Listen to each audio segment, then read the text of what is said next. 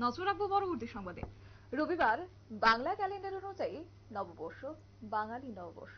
আর এই নববর্ষকে ঘিরে বাঙালি যে যার মতো করে পালন করছে, কিন্তু তারই মধ্যে গোটা বছর যেন গোটা বছরকে যেন ভালোভাবে কাটানো যায় সার্বিকভাবে, সেক্ষেত্রে মাতা ত্রিপুরা সুন্দরীর মন্দিরে ছুটে গেছেন সকলে এবং ভক্তরা আপ্রাণভাবে বলা যায় যে প্রার্থনা করেছেন, মায়ের কাছে মঙ্গল কামনা করেছেন।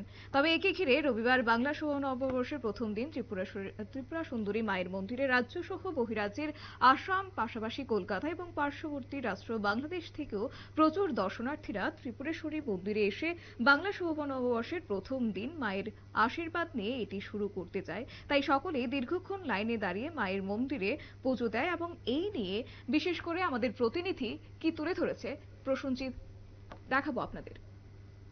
নমস্কার। প্রথমে বাংলা শুভ নববর্ষের সবাইকে শুভেচ্ছা। ইতিমধ্যে আমরা রয়েছি মাতারবাড়ি ত্রিপুরা সুন্দরী মায়ের মন্দিরে। আজ 1431-এর বাংলা শুভ নববর্ষের সূচনা আজ। তাই ত্রিপুরা সুন্দরী মায়ের মন্দিরে এই পূজার্চনা করেই কিন্তু আজকের এই বাংলা শুভ নববর্ষের দিনটি সবাই শুরু করতে যাচ্ছে। আমরা রয়েছি মাতারবাড়ি ত্রিপুরা সুন্দরী মায়ের মন্দিরে। এখানে রাজ্য সহ বহিরাজ্য এবং পার্শ্ববর্তী রাষ্ট্র বাংলাদেশ থেকেও কিন্তু প্রচুর দর্শনার্থীরা এসে ত্রিপুরা সুন্দরী মায়ের মন্দিরে আজ বাংলা শুভ নববর্ষের প্রথম দিন পূজার্চনা করছে। আমরা দেখাবো, আমাদের যে সকল দর্শকরা রয়েছে তাদের উদ্দেশ্যে আমরা দেখাবো যে মায়ের মন্দিরের এখন যে চিত্রটা রয়েছে সেটা। তো আমাদের সাথে পেয়ে গেছি আরো এক দর্শনার্থী যিনি কলকাতা থেকে এসেছেন। আমরা জানবো ওনার কাছ থেকে ওনার প্রতিক্রিয়া কি রয়েছে। কলকাতা থেকে মায়ের উদ্দেশ্যে পূজা দেওয়ার উদ্দেশ্যে আসলেন। একদমই তাই। নতুন বছর আজকের দিনে এত মানুষ এসেছেন, আমিও এসেছি। আমি কলকাতায় থাকি, কর্মসূত্রে এখানে এসেছি।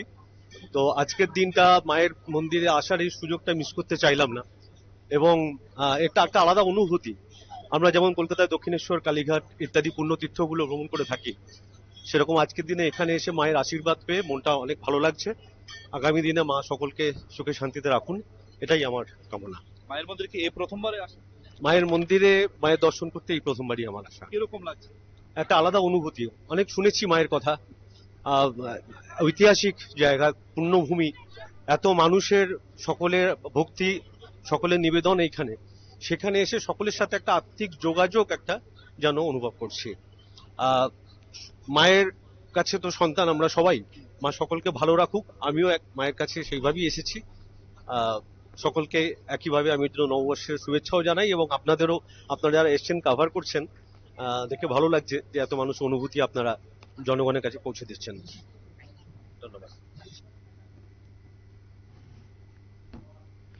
আমাদের প্রতিনিধি প্রসঞ্জিৎ তুলে ধরলো গোটা চিত্র এবং এক্ষেত্রে বলা যায় 51 পীঠের এক পীঠ মাতা ত্রিপুরা সুন্দরী মন্দির।